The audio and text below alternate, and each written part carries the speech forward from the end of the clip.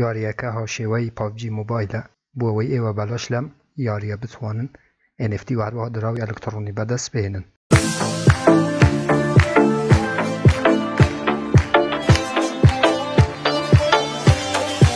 بەناوی خوا سڵاو هاوڕان هیوام لە هەر شوێنێ بن ساخ و سەلامەت و تەندروست بن ئینشەڵڵا. بەڕێزان دیسانەوە منی هاتمانی لە خزمەتی ئێوە بۆ پێشکەشکردنی ڤیدیۆیەکی تر لە زنجیرە ڤیدیۆکانی بەدەستهێنانی پارە لە ئینتەرنێت،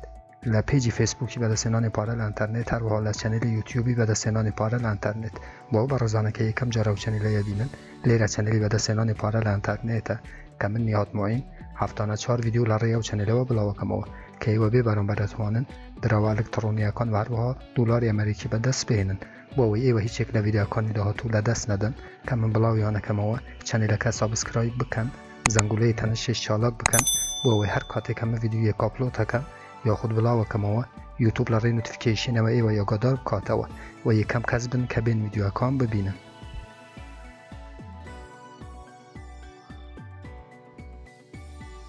من لینکی ئەم یاریە لە ژێرم ڤیدیۆی دانێم لە دیسکریپشنی یوتیوب. کاتێک کلیک لەسەر یاریەکە یەکەن دێنەوە سەفحەیە. بەڵام یەک شت ئازیزان، من نازانم کە ئەم یاریە بۆ مۆبایل دەبێ یاخود نە. من ئێستا بە پیسی بەکاری دێنم چونکە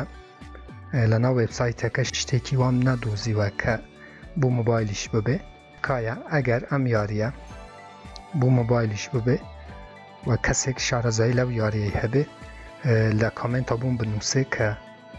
من ڤیدیۆیەکی تایبەت بۆ مۆبایلیش دروست بکەم. لە یوتیوبیش گەڕام کە ئەم یاریە بۆ مۆبایل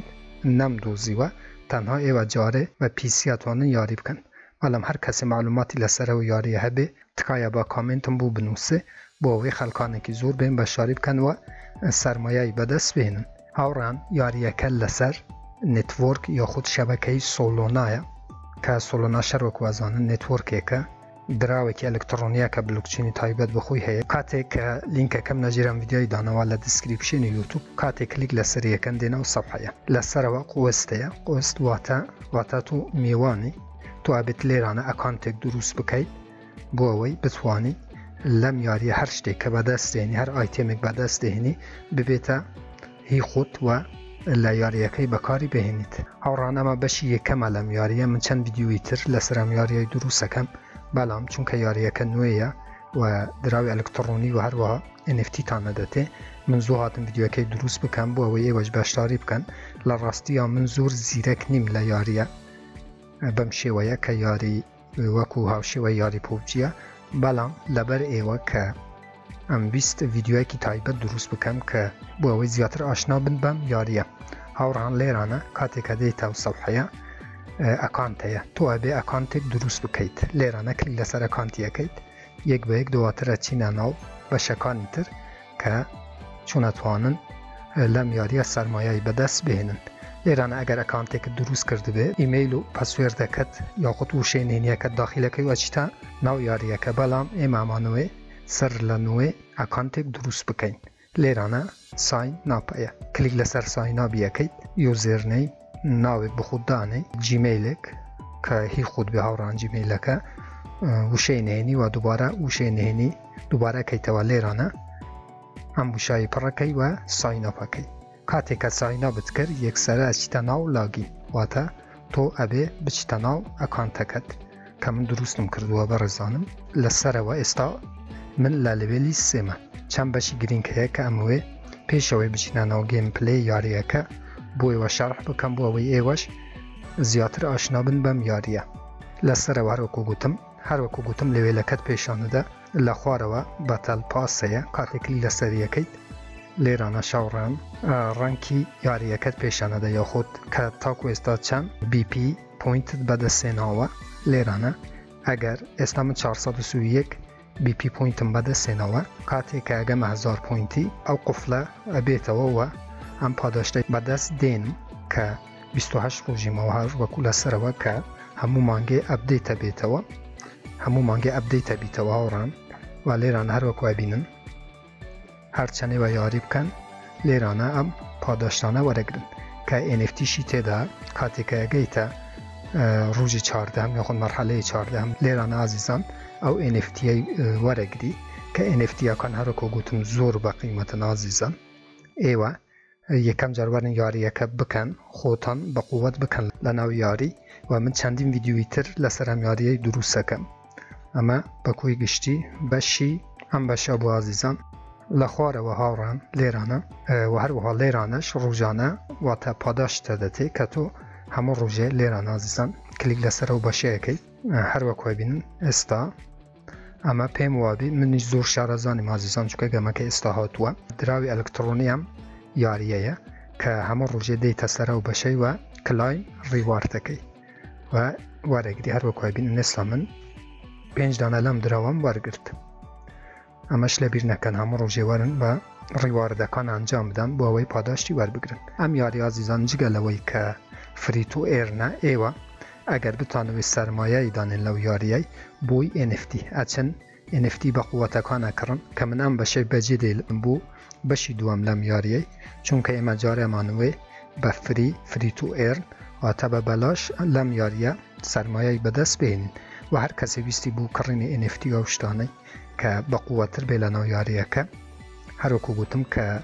ایوه با سولونات وانن ام دراوی ام NFT آنه بکرن چون یاتی کرین NFT ام یاریش بو ایوه ویدیو دروس بکم ولام جاری هر وکو گوتم یاریه که نویه ایوه جاری تنها ورم بشتاری بکم بو اوی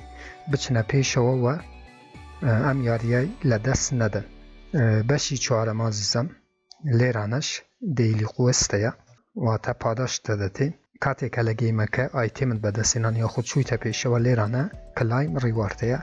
و ریواردیه که هر بم شوی عزیزان امش با کوی گشتی بشی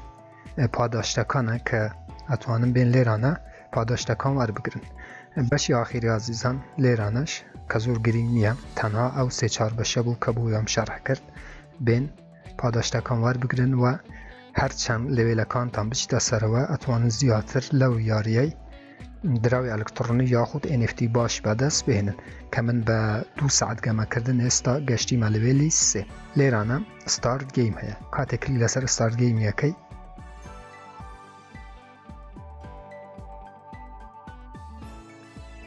با کوی گشتی هاوران یاریه کی زور بچیجه چون من یاریم کردوه و براستی اگر بریم زور ل پابجی خوشتریشه حالا همان کاتیج که ایوه اتوان لم یاریه NFT و سرمایه به دست بهنن براستی چیزی هم یاریه چندین برانبره بی که هر وکو گوتم لیران عزیزان ایوه یکم جار اکانتی دروسه کن و دواتر اتوان بین پاداشتکان ور بگرن ولی نو یاریه که گرنگی و یاریه اوی هاوران کاتی که ایوه اجدورین لم یاریه لهمان کاده XP تانه دته که XP هر وکو گوتم لم بشه عزیزان که پوینت آنه دته پوینت که بود چیه بو اوی تو کاتی گشتی 1000 پوینت لیرانه یک به یک اتوانی او قفلانه بکیته و او همون پاداشتی به دست بینی کار وکو گوتم NFT باشی شی تدایا بو اوی لناو یاریه که زیادتر بکاری بهنید و بچیتا پیش شوا لسر و هاران لیرانه من لبیر چون 227 XP کو کردی توا بو اوی من بگم لبیلی 4 لیرانه ابی بگم 500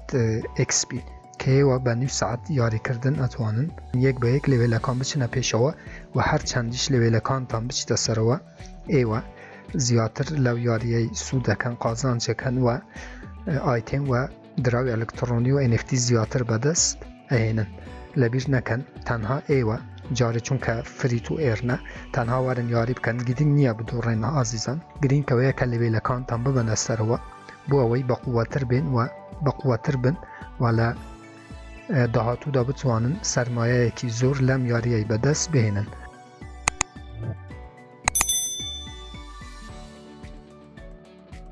بله عزیزان هر وکوتم کم یاریه لسر نتورکی سولونایا که دراو الکترونی سولونایا که ام یاریه کی بلوکچین هر وکوتم هاوشوی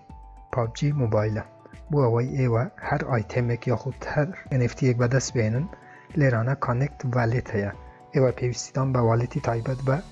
دراوی الکترونی سولونایا که باشرین والیتی یا خود جزدان پاره فانتومه بو اوی هر کات آیتم یا خود NFT یک به دست بهنن یا خود دراوی هم یاریه یک سره بچیتا ناو والیتی ایوه که فانتومه که من ویدیو اکم درست کردو عزیزان لیرانه ویدیو 45 بشی چوارم چونیتی باشاری کردن لجزدانی پاره فانتوم کە تایبەتە بە نێتوۆرکی سۆلۆنا و NFTەکان هەروەک بینن لێرانە دروستم کردووە کە لینکی ئەم ڤیدیۆش لە ژێران ڤیدیۆی دانم لە دیسکریپشنی یوتیوب بۆ ئەوەی بەشاری لە فانتۆم بکەن کە جزدانی پارەی تایبەت بە دراوی ئەلکترۆنی سۆلۆنایە لێرانە کانێکتیڤالێتەکەی کە من کانێکتم کردووە ئازیزان بۆ ئەوەی ئێوە لەسەر ئستیشنی گوگل کڕۆمەکەتاندا بەزێنن و هەر ئایتێمێک کە بەدەست دێنن یاخود هاتانەوەی NFTێک بکڕن کانێکتی بکەم بە جزدانی پارەی فانتۆم کە لێران ئازیزان بەشی وایت پیپر و تۆکەنۆمیک و هەروەها ماڵپەڕە کۆمەڵایەتیەکانی ئەم گەیمە کاتوانن بچن و پەیوەندی لەگەڵ بکەن کە هەروەکو وتم ئازیزان ئەم گەمەیە چکە نوێیە تەنها ویستم بۆ ئێوە ڤیدیۆ دروست بکەم بۆ ئەوەی ئێوەش بێبەش نەبن لەو یاریەی کە یاریەکی زۆر خۆش و بە چێژیشە بۆ ئەوەی ئێوەش بتوانن لەم یاریەی کاتی بۆ تەرخان بکەن و سەرمایەی بەدەست بهێنن.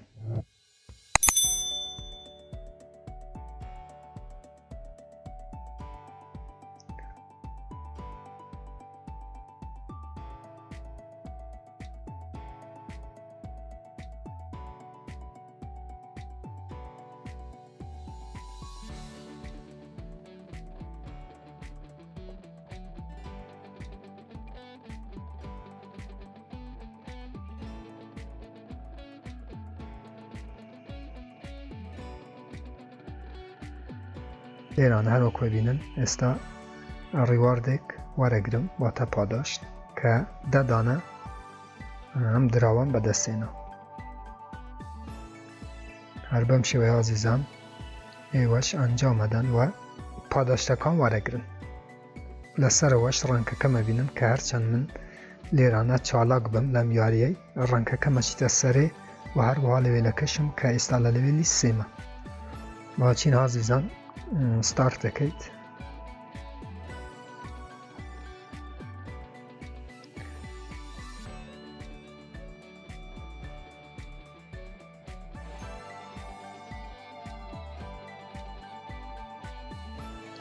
هەروەک ببینن ئازیزان کە هاوشێوەی پۆبجی مۆبایلە بەڕاستی یاریەکی زۆر خۆشە بۆ ئەوەی ئێوەش بێن بەشاری بکەن و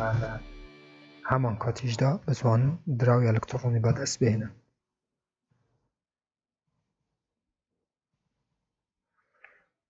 ئێوە وەرن زوو بەشاری بکەن و فری تۆ ئێرنە بەلاش یاریەکە بکەن بۆ ئەوەی ڕەنگەکەتان و هەروەها لەوێلی خۆتان ببەنە سەرەوە هەروەکو یاری پۆبجیە